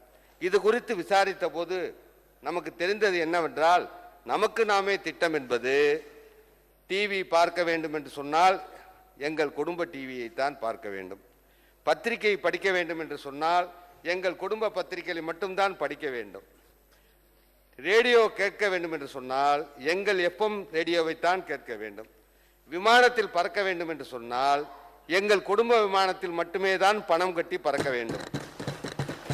அரசு மாநாடு என்றால் தங்கள் குடும்பம்தான் முதல் 20 ரோக்களில், பின்னர் தான் பொதுமக்களும் மற்றவர்களும். தங்கள் குடும்பம்தான் முதல் 20 ரோக்களில், பின்னர் தான் பொதுமக்களும் மற்றவர்களும். சினிமா பார்க்க வேண்டும் என்றால் எங்கள் குடும்ப தயாரிப்பு படங்களை மட்டும்தான் பார்க்க வேண்டும், மற்றவற்றை பார்க்கக்கூடாது. இதுதான் நமக்கு நாமே திட்டம் என்று அவர்கள் கூறினார்கள். ஆனால் பொதுமக்களோ இது அவர்களுக்கு அவர்களே போட்டுக்கொள்ளும் நமக்கு நாமே நாமம் போடும் திட்டம் என்று ஏளனம் செய்கிறார்கள். ஆம், வர இருக்கிற 2016 சட்டமன்ற தேர்தலில் அவர்களுக்கு அவர்களே போட்டுக்கொள்ள போகும் நாமம்தான் அவர்களின் நமக்கு நாமே திட்டம். மாண்புமிகு பேரவைத் தலைவர் அவர்களே, புனித ஜார்ஜ் கோட்டைக்கு தாயே தங்களை தன் கொற்றத்தில் முதலமைச்சராக சுமந்து இருப்பதால் தான் பெருமை. இது தெரியாமல் மாற்றம் முன்னேற்றம் என்றும் கூட்டணி என்றும் பித்தம் பிடித்து வேட்டைக்கு அலைவோர் அடைய போவது ஏமாற்றம். இது போன்ற எஞ்சியுள்ள உதிரிகள் அனைத்தும் நிலைகுலையச் செய்து மாண்புமிகு அம்மா அவர்களுடைய தலைமையில் வலம் வந்து அவர்களின் நெற்றி பொட்டில் ஓங்கி அடித்து வரும் 2016 சட்டமன்ற தேர்தலில் 234 தொகுதிகளிலும் வெற்றி கொடியை நாட்டப்போவது நம்முடைய வெற்றி வீராங்கனையே. தமிழகம் செய்த புண்ணியத்தால், தமிழினம் புரிந்திட்ட தவப்பயனால் வாராது வந்த மாமணியே, பல நூறு ஆண்டுகள் ஆண்ட மூவேந்தர் காலத்தின் சாதனைகளை, பல நூறு ஆண்டுகள் ஆண்ட மூவேந்தர் காலத்து சாதனைகளை ஒரே பிறவியில் சாதித்து முடித்த சாதனை தலைவியே எங்கள் அம்மா அவர்களே. சாதாரண அடிமட்ட தொண்டனாகிய எனக்கு இந்த அரிய வாய்ப்பை நல்கிய தங்களது பொற்பாதங்கள் பணிந்து என் நன்றி மலர்களை காணிக்கையாக்கி எனது உரையை நிறைவு செய்கிறேன். நன்றி, வணக்கம். மாண்புமிகு பேரவை துணைத் தலைவர் அவர்களே, நகராட்சி நிர்வாகம் மற்றும் குடிநீர் வழங்கல் துறை, ஊரக வளர்ச்சி மற்றும் ஊராட்சித்துறை சார்பிலே பேச அனுமதித்ததற்கு நன்றியை தெரிவித்துக் கொள்கிறேன். நகராட்சி நிர்வாகம், ஊரக வளர்ச்சி என்பது கிராமங்களில் மக்கள் அடிப்படை வசதிகளை மேம்படுத்தி அவருடைய வாழ்வாதாரத்தை பெருக்குவதற்கான ஒரு மிகப்பெரிய சிறந்த துறை. அப்படிப்பட்ட துறையில் கிராமத்தினுடைய கட்டுமானங்களை மேம்படுத்துவதற்கான கூடுதலாக நிதி ஒதுக்கீடு செய்யப்படுகிற அதே நேரத்தில் இன்றைக்கு நகரங்களும் கிராமங்களும் எல்லா வழிகளிலும் இணைந்திருக்கிற ஒரு சூழலில் நகரங்களில் இருக்கக்கூடிய அடிப்படை வசதிகளை கிராமங்களிலும் மேம்படுத்துவதற்கான நடவடிக்கை எடுக்க வேண்டும் என்று முதலில் அன்போடு கேட்டுக்கொள்கிறேன். மாண்புமிகு பேரவைத் தலைவர்களே, நான் கவன ஈர்ப்பு தீர்மானத்திலேயே மாண்புமிகு தமிழ்நாடு முதலமைச்சர் புரட்சித்தலைவர் அம்மா அவர்கள் தமிழகம் முழுவதும் சென்னை மாநகராட்சி உட்பட என்னென்ன குடிநீர் திட்டங்கள் எந்த அளவு வழங்கப்படுகிறது என்று நான் தெளிவான முறையில் தெரிவித்தேன். புரட்சித்தலைவர் அம்மா அவர்கள் எடுத்த நடவடிக்கையின் காரணமாக கிராம ஊராட்சிகளும் கூட, அதை முன்னாடி சொன்னேன், கிராம ஊராட்சிகளில் இன்றைக்கு இந்தியாவிலேயே யாரும் வழங்காத வகையில் குழாய் மூலம் இன்றைக்கு 98.96 விழுக்காடு இன்றைக்கு குழாய் மூலம் தண்ணீர் கொடுப்பவர் புரட்சித்தலைவர் அம்மா அவர்கள். இது இந்தியாவில் எந்த மாநிலத்திலும் கிடையாது. அதே போல கடந்த மைனாரிட்டி திமுக ஆட்சியில் 7,280.42 கோடி தான் ஒதுக்குனாங்க குடிநீர் திட்ட பணிக்கு. இன்னைக்கு மாண்புமிகு தமிழ்நாடு முதலமைச்சர் புரட்சித்தலைவர் அம்மா அவர்கள் 19,827.25 கோடி ஒதுக்கியிருக்காங்க. கிட்டத்தட்ட திமுக ஆட்சியோட ரூபாய் 12,547 கோடி ரூபாய் அதிகம். ஆகவே எந்த திட்டமாக இருந்தாலும் சரி, இன்னைக்கு புரட்சித்தலைவர் அம்மா அவர்கள் சிறப்பான முறையில் தமிழகம் முழுவதும் பேரூராட்சி, நகராட்சி, மாநகராட்சி அனைத்து பகுதிகளும் சிறப்பான முறையில் திட்டங்கள் செயல்படுத்திருக்காங்க. குடிநீர் சிறப்பான முறையில் விநியோகிக்கப்படுகிறது. இன்றைக்கு பாதாள சாக்கடை இருக்கக்கூடிய இடத்துல இன்றைக்கு சரியான முறையில் 135 எல்பிசிடி, அதுக்கு இல்லாத இடத்துல இன்னைக்கு 90 எல்பிசிடி விநியோகிக்கப்படுகிறது. எங்கேயுமே பிரச்சனை இல்லை. அது நகராட்சியில் எடுத்துக்கிட்டா பல்லாவரம் அங்கே திட்டம் நடந்துட்டு இருக்குது. அதே போல இன்றைக்கு வேலூர்ல திட்டம் இன்னைக்கு 90% முடிஞ்சிருக்குது. இன்னைக்கு ஒவ்வொரு பக்கம் எங்கே குறைவா இருக்கு அங்கெல்லாம் புரட்சித்தலைவர் அம்மா நடவடிக்கை எடுத்து திட்டங்கள் நடந்துட்டு இருக்குது. அது முடிஞ்சா 2016 முழுமையா தண்ணீர் கிடைக்கும். அது புரட்சித்தலைவர் அம்மா அவர்களை பொறுத்த அளவுக்கு எந்த ஆட்சியும் செய்யாத அளவுக்கு இன்னைக்கு புரட்சித்தலைவர் அம்மா அவர்கள் நடவடிக்கை எடுத்துட்டு வர்றாங்க. அதுதான் உண்மை. சொல்லுங்க மைக். மாண்புமிகு பேரவைத் தலைவர் அவர்களே, இப்பொழுது தண்ணீர் பாட்டில பூராம எல்லா தனியார் நிறுவனங்களும் ISI 14,545 என்ற தரத்துடன் தண்ணீர் பாட்டில் விற்கப்படுவதாக அறிவிக்கிறார்கள். ஆனா பல நிறுவனம் பார்த்தீங்கன்னா 25 ரூபாய்க்கு விற்கிறாங்க, 20 ரூபாய்க்கு விற்கிறாங்க. எப்ப விலையாவது கட்டுப்படுத்தணுமா இல்லையா? இப்ப நம்ம அம்மா குடிநீர் 10 ரூபாய்க்கு கொடுக்குறீங்க. ஆனா தனியார் ஏன் இப்ப 25 ரூபாய்க்கு விற்கிறதுக்கே அனுமதிக்கணும்? அப்ப இதை ஒரு குறைந்தபட்சம் ஒரு கட்டு. மாண்புமிகு பேரவைத் தலைவர் அவர்களே, மாண்புமிகு தமிழ்நாடு முதலமைச்சர் புரட்சித்தலைவர் அம்மா அவர்கள் அற்புதமான திட்டம் அம்மா குடிநீர் 10 ரூபாய் கொடுக்குறாங்க. இதுவும் கூட இன்றைக்கு எதிர்கட்சி திமுக பல மேடையில் விமர்சனம் பண்ணியிருக்காங்க. ஒரே ஒரு கேள்வி அவங்களை கேட்கறது, இதுக்கு முன்னால் அம்மா அவர்கள் அம்மா குடிநீர் திட்டத்தை கொண்டு வருவதற்கு முன்னால் ரயில்வே ஸ்டேஷன்ல, பஸ் ஸ்டாண்ட்ல இன்னைக்கு பிரைவேட் தண்ணி விற்காம இருந்தாங்களா? 25 ரூபாய்க்கு வித்து வாங்கிட்டு இருந்தாங்க. அதை குறைக்கிறதுக்கு அங்க மட்டும் கொடுக்குறாங்க. மற்றபடி இன்றைக்கு எல்லா கிராமங்கள், ஊராட்சி, பேரூராட்சிகள் இன்றைக்கு பாதுகாக்கப்பட்ட குடிநீர் புரட்சித்தலைவர் அம்மா கொடுக்குறாங்க. இதை பெரிய சாதனை அவங்க பேசிட்டு இருக்காங்க. ஆனா புரட்சித்தலைவர் அம்மா அவர்கள் சாதனை ரயில்வே ஸ்டேஷன்ல போறவங்களுக்கு 25 ரூபாய் கொடுத்து வாங்குறது, பஸ் ஸ்டாண்ட்ல 25 ரூபாய் கொடுத்து வாங்கிட்டு 10 ரூபாய்க்கு இன்னைக்கு வாங்கிட்டு போறாங்க. அதான். அதே போல தனியார் பத்தி பேசுறாங்க. தனியார் எந்த எல்லா விதிமுறைக்கும் பல நிறுவனங்கள் இருக்குது. இன்னைக்கு பொல்யூஷன் கண்ட்ரோல் போர்டு, இன்னைக்கு PWD எல்லாமே இன்னைக்கு கட்டுப்பட்டு பல நிபந்தனைகளை விதித்துள்ளது. அதுக்கு அதாவது சரியில்லாம தரமில்லாத குடிநீர் வாங்கினா அது கண்டிப்பாக நிறுத்தப்படும் புரட்சித்தலைவர் அம்மாவுடைய ஆட்சியில். மாண்புமிகு தமிழ்நாடு முதலமைச்சர் புரட்சித்தலைவர் அம்மா அவர்கள் மேலான அனுமதியுடன் துறையின் புதிய அறிவிப்புகளை தற்போது வெளியிடுகிறேன். நகராட்சி நிர்வாகம் மற்றும் குடிநீர் வழங்கல் துறை. அறிவிப்பொன்று. மாண்புமிகு தமிழ்நாடு முதலமைச்சர் இதய தெய்வம் புரட்சித்தலை அம்மா அவர்கள் ஆணைப்படி திண்டிவனம், ஜெயங்கொண்டம், சாத்தூர், சிவகாசி மற்றும் கோவில்பட்டி நகராட்சிகளில் ரூபாய் 8.80 கோடி மதிப்பீட்டில் புதிய அலுவலக கட்டடங்கள் கட்டப்படும். அறிவிப்பு 2. மாண்புமிகு தமிழ்நாடு முதலமைச்சர் புரட்சித்தலை அம்மா அவர்கள் ஆணைப்படி ஆற்காடு, காரைக்குடி, தேனி, அள்ளிநகரம், விக்ரமசிங்கபுரம் மற்றும் புளியங்குடி மற்றும் 5 நகராட்சியில் துப்புரவு பணியாளருக்கு ரூபாய் 5 கோடி மதிப்பீட்டில் 60 குடியிருப்புகள் கட்டப்படும். அறிவிப்பு 3. மாண்புமிகு தமிழ்நாடு முதலமைச்சர் புரட்சித்தலை அம்மா அவர்கள் இதய தெய்வம் புரட்சித்தலை அம்மா அவர்கள் ஆணைப்படி வேதாரண்யம், அம்பாசமுத்திரம், விக்ரமசிங்கபுரம் மற்றும் கூத்தாநல்லூர் ஆகிய நகராட்சிகளில் ரூபாய் 8.80 கோடி மதிப்பீட்டிலான நவீன இறைச்சி கூடங்கள் அமைக்கப்படும். அறிவிப்பு 4. மாண்புமிகு தமிழ்நாடு முதலமைச்சர் இதய தெய்வம் புரட்சித்தலை அம்மா அவர்கள் ஆணைப்படி ராமேஸ்வரம், அரியலூர், ஜெயங்கொண்டம், துறையூர் மற்றும் வேதாரண்யம் ஆகிய 5 நகராட்சியில் 3.30 கோடி மதிப்பீட்டில் நவீன எரிவாயு தகன மேடை அமைக்கப்படும். அறிவிப்பு 5. மாண்புமிகு தமிழ்நாடு முதலமைச்சர் புரட்சித்தலை அம்மா அவர்கள் இதய தெய்வம் புரட்சித்தலை அம்மா அவர்கள் ஆணைப்படி முதற்கட்டமாக 11 மாநகராட்சிகளில் ஏற்கனவே செயல்பட்டு வரும் ஒரு நவீன எரிவாயு தகன மேடைக்கு மொத்தம் ரூபாய் 4.95 கோடி மதிப்பீட்டில் எரியூட்ட உயிரி எரிவாயு உற்பத்தி செய்யும் உயிர் எரிவாயு கூடம் அமைக்கப்படும். அறிவிப்பு 6. மாண்புமிகு தமிழ்நாடு முதலமைச்சர் இதய தெய்வம் புரட்சித்தலை அம்மா அவர்கள் ஆணைப்படி 31 மாவட்ட தலைநகரங்களில் உள்ள மாநகராட்சிகள், நகராட்சியில் உள்ள கழிப்பிடங்களில் ரூபாய் 3.88 கோடி மதிப்பீட்டில் உயிரி செரிமான கொள்கலங்கள் நிறுவி சமுதாய சமையற்கூடங்கள், தெருவிளக்குகளை எரிய செய்ய பயன்படுத்தப்படும். அறிவிப்பு 7. மாண்புமிகு தமிழ்நாடு முதலமைச்சர் இதய தெய்வம் புரட்சித்தலை அம்மா அவர்கள் ஆணைப்படி மனித வாழ்க்கைக்கு தேவையான நீர், சுகாதாரம், மின்வசதி, சமைக்கும் இடம், பொதுவான வசதிகளை உள்ளடக்கிய நபர் ஒருவருக்கு 50 சதுர அடி அளவில் நகர்ப்புற ஏழைகளுக்கு உறைவிட திட்டத்தின் கீழ் 38 தங்கும் இடங்கள் ரூபாய் 9.44 கோடி மதிப்பீட்டில் மாநகராட்சிகள் மற்றும் நகராட்சிகள் அமைக்கப்படும். அறிவிப்பு 8. மாண்புமிகு தமிழ்நாடு முதலமைச்சர் இதய தெய்வம் புரட்சித்தலை அம்மா அவர்கள் ஆணைப்படி தூத்துக்குடி மாநகராட்சியில் முள்ளிக்குளம் மற்றும் பண்டாரம்பட்டி குளங்கள் ரூபாய் 89 லட்சம் மதிப்பீட்டிலும், காரைக்குடி, ராமநாதபுரம், புதுக்கோட்டை மற்றும் பெரம்பலூர் நகராட்சியில் உள்ள 13 நீர்நிலைகள் ரூபாய் 5.25 கோடி மதிப்பீட்டிலும் புனரமைக்கப்படும். அறிவிப்பு 9. தருமபுரி நகராட்சி தற்போதுள்ள பேருந்து நிலையத்தில் போதிய இடவசதி இல்லாததால் போக்குவரத்து நெரிசலை சமாளிக்க மாண்புமிகு தமிழ்நாடு முதலமைச்சர் இதய தெய்வம் புரட்சித்தலை அம்மா அவர்கள் ஆணைப்படி புதிய பேருந்து நிலையம் அமைக்க விரிவான திட்ட அறிக்கை தயாரிக்கப்படும். அறிவிப்பு 10.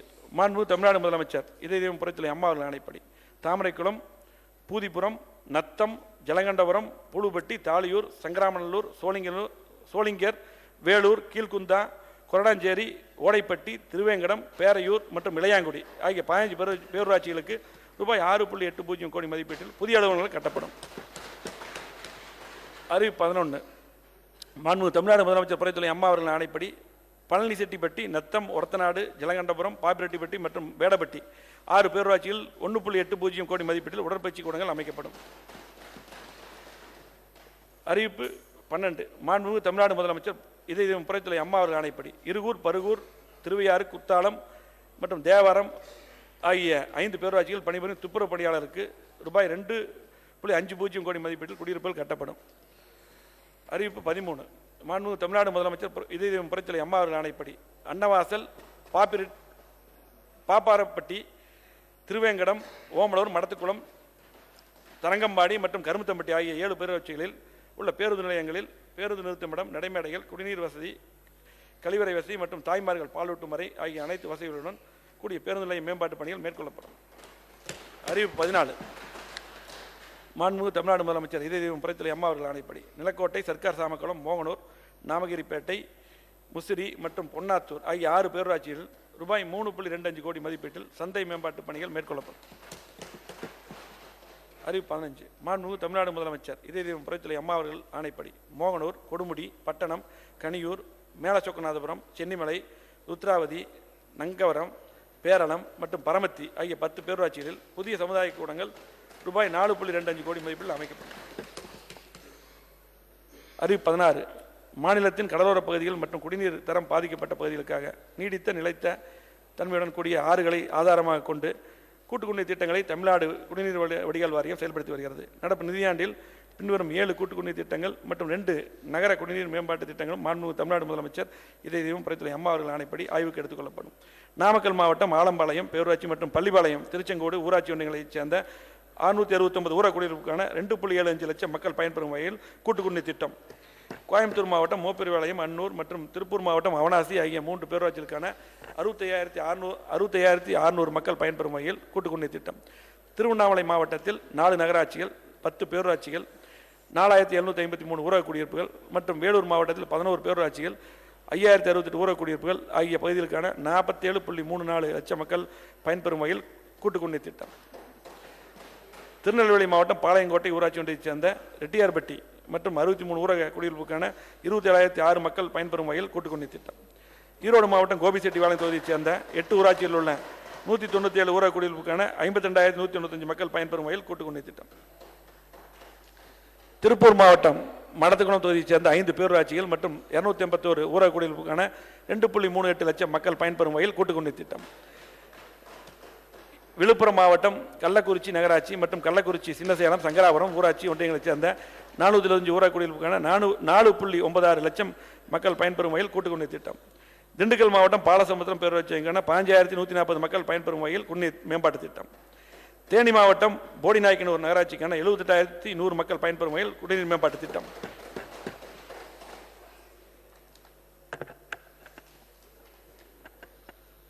அறிவிப்புகள் ஊரக வளர்ச்சி மற்றும் ஊராட்சித்துறை. அறிவிப்பு 1.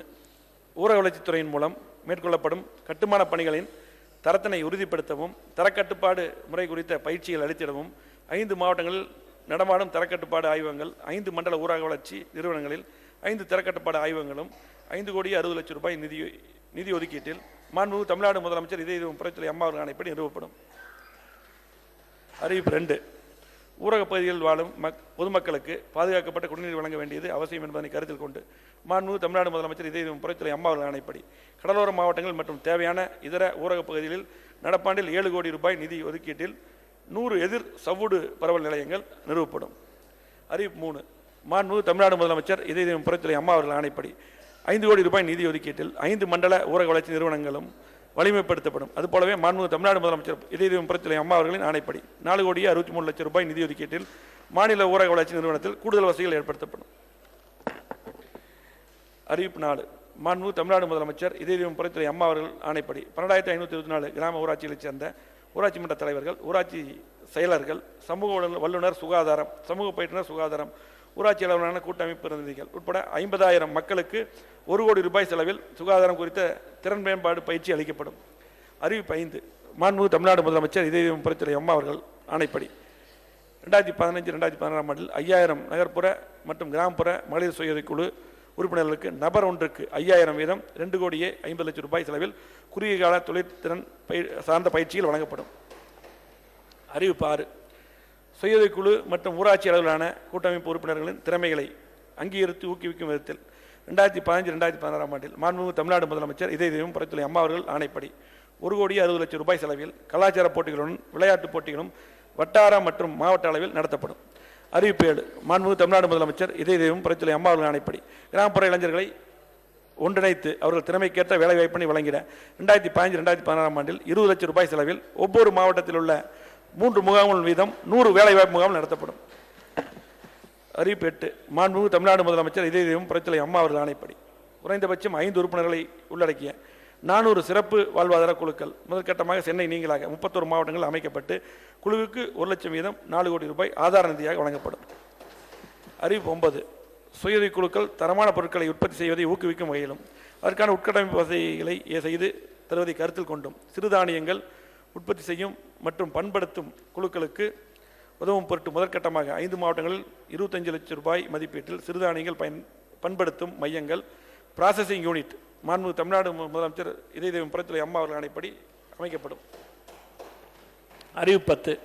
கிராம ஊராட்சியில் பல்வேறு வளர்ச்சி திட்டப் பணிகளை சிறந்த முறையில் செயல்படுத்த ஏதுவாக 1 கோடி ரூபாய்க்கு அதிகமாக வருவாய் உள்ள 120 கிராம ஊராட்சிகளில் கூடுதலாக உதவியாளர் நிலையில் 120 பணியிடங்கள் மாண்புமிகு தமிழ்நாடு முதலமைச்சர் இதயம் புரட்சித்துறை அம்மா அவர்கள் ஆணைப்படி தோற்றுவிக்கப்படும். அறிவிப்பு 11. ஊரக உள்ளாட்சி அமைப்புகளின் நிர்வாக திறனை மேம்படுத்திட ஒவ்வொரு ஊராட்சி ஒன்றியத்திலும் உள்ள கிராம ஊராட்சிகளின் எண்ணிக்கை அடிப்படையிலான 1585 துணை வட்டார வளர்ச்சி அலுவலர் பணியிடங்கள் மண்டல துணை வட்டார வளர்ச்சி அலுவலர் பணியிடங்களாக மாண்புமிகு தமிழ்நாடு முதலமைச்சர் இதயம் புரட்சித்துறை அம்மா அவர்கள் ஆணைப்படி மறுசீரமைக்கப்படும். அறிவிப்பு 12. ஊராட்சி ஒன்றியங்கள் மூலம் சத்துணவு திட்டத்தினை சிறப்பான முறையில் செயல்படுத்தும் பொருட்டு 14 மாவட்டங்களைச் சேர்ந்த 27 ஊராட்சி ஒன்றியங்களில் 27 துணை வட்டார வளர்ச்சி அலுவலர் சத்துணவு திட்டம் பணியிடங்கள் மாண்புமிகு தமிழ்நாடு முதலமைச்சர் இதய தெய்வம் புரட்சித் தலைவி அம்மா அவர்கள் ஆணைப்படி புதிதாக தோற்றுவிக்கப்படும்.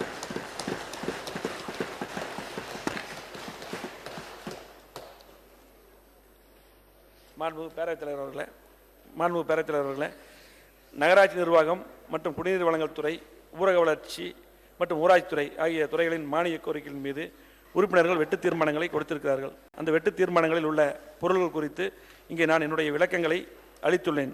இது அவர்களுக்கு திருப்தியாக இருக்கும் என நம்புகிறேன். மேலும் மாண்புமிகு உறுப்பினர்கள் வெட்டு தீர்மானத்தில் தெரிவித்துள்ள கோரிக்கைகளை மாண்புமிகு தமிழ்நாடு முதலமைச்சர் இதய தெய்வம் புரட்சித் தலைவி அம்மா அவர்களின் கவனத்துக்கு கொண்டு சென்று கனிவுடன் பரிசீலிக்கப்படும் என்று தெரிவித்துக் கொள்கிறேன்.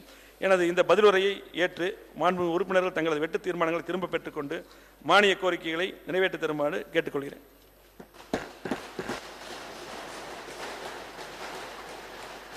மாண்புமிகு உறுப்பினர் ஜவஹர்லால். மாண்புமிகு பேரவைத் தலைவர் அவர்களே, உள்ளாட்சித்துறை தொடர்பான இந்த மானிய கோரிக்கை விவாதத்தில் ராமநாதபுரத்திற்கான காவேரி கூட்டு குடிநீர் திட்டம் குறித்து சில விளக்கங்களை மாண்புமிகு அமைச்சர் அவர்கள் தந்தார்கள். சீர் செய்வதற்கான நடவடிக்கைகளை நான் பாராட்டுகின்றேன். மாண்புமிகு உறுப்பினர் லிங்கமுத்து சுருக்கமாக சொல்லுங்க. மாண்புமிகு பேரவைத் தலைவர் அவர்களே, வேலூர் மாவட்டம் குடியேற்றம் தொகுதிக்கு பேனம்பட் நகர் பேருந்து நிலையத்தை விரிவாக்கப்படுமா? இந்த பேருந்து நிலையத்தில் பக்கத்து மாநிலமாகிய ஆந்திர கர்நாடக பேருந்துகளும் வந்து செல்கின்றது. எனவே இதை விரிவாக்க வேண்டும். மாண்புமிகு பேரவைத் தலைவர்களே, இந்த அரசு பல்வேறு இலவச திட்டங்களை அறிவித்திருக்கிற சூழ்நிலையில் தமிழகத்திலே அனைத்து மக்களுக்கும் குடிநீரை இலவசமாக கொடுப்பதற்கு திட்டத்தை கொண்டு வருவதற்கு இந்த அரசு முன்வருமா என்பதை தாங்கள் வாயிலாக அறிய விரும்புகிறேன். விவாதம் முடிவுற்றது. இப்பொழுது வாக்கெடுப்பு. மானிய கோரிக்கை எண் 34 நகராட்சி நிர்வாகம் மற்றும் குடிநீர் வழங்கல் துறை வெட்டு தீர்மானங்கள் வலியுறுத்தப்படுகின்றன என்று அறிய விரும்புகிறேன். வெட்டு தீர்மானங்கள் அனைத்தும் பேரவையின் அனுமதியுடன் திரும்ப பெறப்படுகின்றன.